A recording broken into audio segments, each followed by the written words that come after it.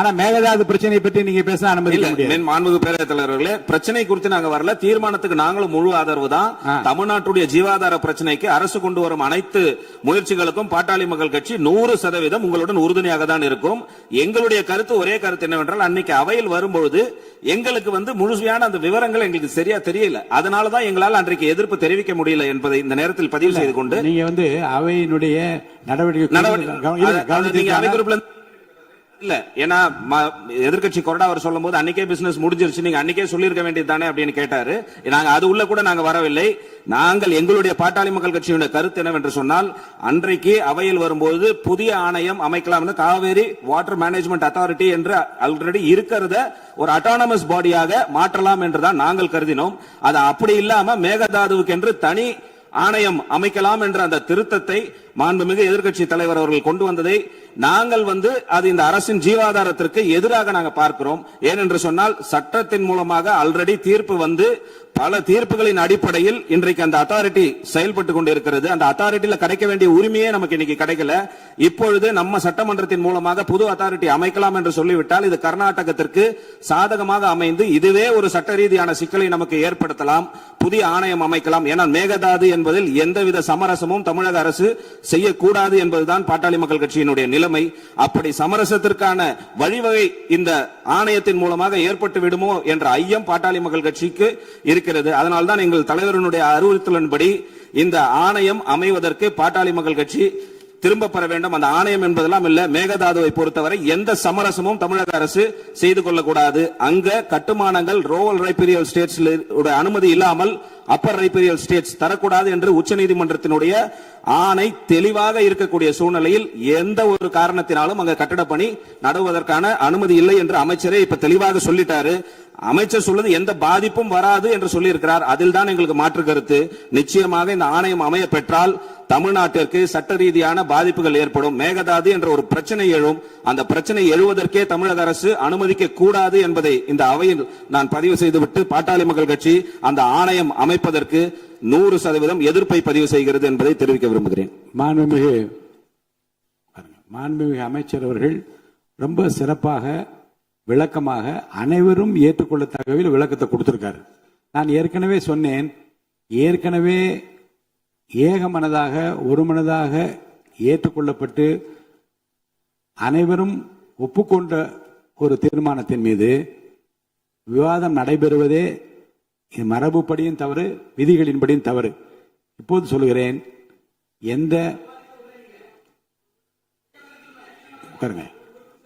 அன்று நடந்த விவாதத்தின் போது நடந்த நிகழ்வுகள் அத்தனை பேருக்கும் தெரியும். வாக்கெடுப்பு நடப்பதற்கு முன்பாகவே எதிர்க்கட்சி தலைவர் பேசினார். எங்களுடைய இந்த திருத்தத்தை ஏற்றுக்கொள்ள வேண்டும் என்று விளக்கினார்.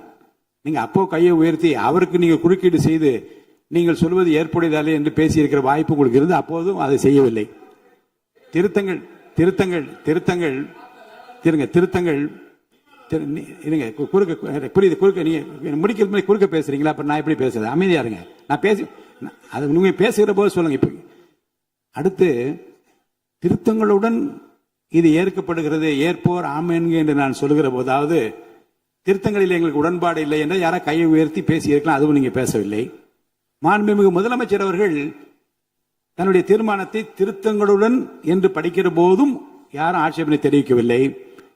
இதெல்லாம் கடந்த பிறகு ஏகமனதாக என்று இந்த செய்தி எல்லாருக்கும் தெரிந்து, மக்களுக்கும் தெரிந்து, நாட்டுக்கும் தெரிந்து, ஏட்டில எல்லாம் வெளிவந்த பிறகு இப்படி திருத்தங்களை பற்றி பேசிக் கொண்டிருப்பது சட்ட விதிகளுக்கு முரணானது, நம்முடைய உணர்வுகளுக்கு முரணானது, தமிழக உரிமைக்கு எதிரானது என்று நான் கருதுகின்றேன்.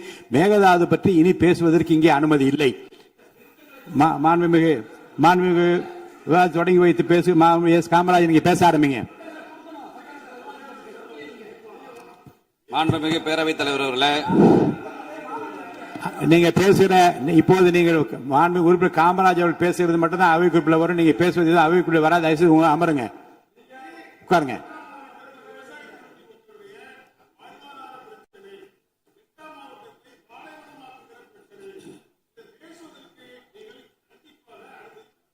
மேகதாது பற்றி பேசுவதற்கான தீர்மானம் நிறைவேற்றப்பட்ட பிறகு தீர்மானத்தை ஒட்டி இங்கே பேசுவதற்கு அனுமதி இல்லை. மாண்புமிகு உறுப்பினர் பேசுங்க. மாண்புமிகு பேரவைத் தலைவர் அவர்களே, மாண்புமிகு உறுப்பினர் அவர்களுக்கு கொடுக்கப்பட்ட மாண்புமிகு நேரங்களில் அவர்கள் எது மாண்புமிகு தலைவர் சொல்லுங்க. ரூல் 104 தெளிவா சொல்லிருக்கு, நோட்டீஸ் சர்வ் பண்ணணும். எங்களுக்கெல்லாம் அந்த நோட்டீஸ் வரல. அததான் நாங்க சொல்ல வந்த மொழியா ப்ராப்பரா எதிர்க்கட்சி தலைவர் அதை கொடுக்க சமயம் முதலமைச்சரை பெற்றுக்கொள்வதற்கு முன்னால பேரவையினுடைய அத்தனை உறுப்பினர்களுக்கும் விதி 104 படி எல்லாருக்கும் அதை சர்க்குலர் பண்ணணும். அதான் என்னுடைய கருத்து. மீண்டும் அந்த தவறு நடக்கக்கூடாது என்பதை பேரவை வாயிலாக தலைவர் வாயிலாக கேட்டுக்கொள்கிறேன். இப்போது நடந்ததிலும் சட்ட விதிகளை நான் படித்து பார்த்தேன், ஆய்வு செய்தேன். இப்போது இப்படிப்பட்ட நடைமுறை ஏற்கனவே பின்பற்றப்பட்டிருக்கிறது. இந்த நடைமுறை எந்த தவறும் இல்லை. மாண்பு உறுப்பினர் காமராஜ் அவர்கள்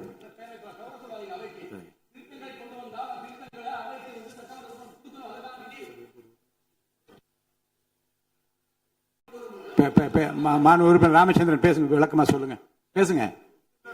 மைக் கொடுங்க அவருக்கு. மாண்பு ராமச்சந்திரன்.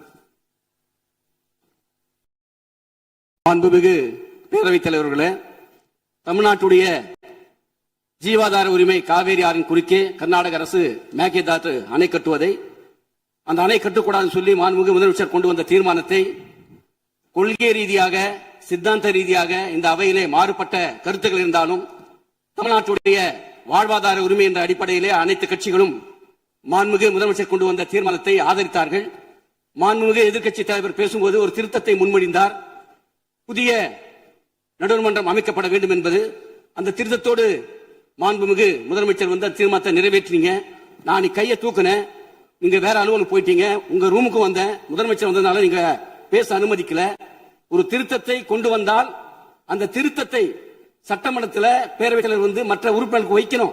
என்ன திருத்தம் கொண்டு வரான்னு சொல்லி அதன் மீது விவாதிக்க நீங்க அனுமதிக்கணும். அவர் அவ்வாறு விவாதிக்காம நீங்க வந்து அதை வந்து ஏகமனதா நீங்க அந்த தீர்மானத்தை அங்கீகரிச்சிட்டீங்க. ஆக நாங்க சொல்வது புதிய திருத்தம் தேவையில்லை. ஏன்னா ஏற்கனவே 1990 நாடாளுமன்றத்தில் வாக்கெடுப்பு மூலம் தான் வந்து காவிரி நடுவர்மன்றம் அமைக்கப்பட்டிருக்கிறது. அதே மாதிரி இறுதி தீர்ப்பு 2007 அந்த காவிரி மன்ற இறுதி தீர்ப்புல கடைநிலை மாநிலங்கள் தமிழ்நாடு, புதுச்சேரி, அதே போல கேரளாவுடைய எந்தவித அனுமதி இல்லாம முதல்மடை மாநிலம் வந்து எந்த விதமான கட்டுமான பணிகளும் மேற்கொள்ளக்கூடாதுன்னு சொல்லி அதெல்லாம் 2018 உச்ச நீதிமன்றம் உறுதிப்படுத்தி இருக்கு. அதோடு இல்லாம உச்ச நீதிமன்றம் தெளிவா தன்னுடைய தீர்ப்புல சொல்லி இருக்கு, காவேரி மேலாண்மை ஆணையம் அதே மாதிரி காவேரி நதிநீர் பங்கீட்டு குழு வந்து ஒரு வருடத்துக்கு தமிழ்நாட்டுக்கு வழங்க வேண்டிய தண்ணீரை ஜூன் முதல் மே மாதம் வரை 177.25 நீரை மாதந்தோறும் வழங்கணும் சொல்லி அவ்வாறு இருக்கும்போது ஏற்கனவே உச்ச நீதிமன்ற தீர்ப்பு தெளிவா சொல்லியிருக்கு. அப்படி இருக்கும்போது புதிதாக ஒரு நடுவர்மன்றம் அமைத்தால் அது தமிழ்நாட்டுக்கு பாதகமா அமைஞ்சிரும். நாமளே போய் முதலவாயில சிக்கின மாதிரி ஆயிடும். ஆகவே புதிய நடுவர்மன்றம் அமைக்க கூடாது என்பது எங்களுடைய கட்சி நிலைப்பாடு. ஆகவே புதிய நடுவர்மன்றம் இல்லாமல் முதலமைச்சர் கொண்டு வந்த தீர்மானத்தை மீண்டும் கொண்டு வர வேண்டும் என்பது எங்களுடைய நிலைப்பாடு என்பதை தெரிவிச்சுக்கிறேன். மாண்புமிகு அமைச்சர் அவர்கள்.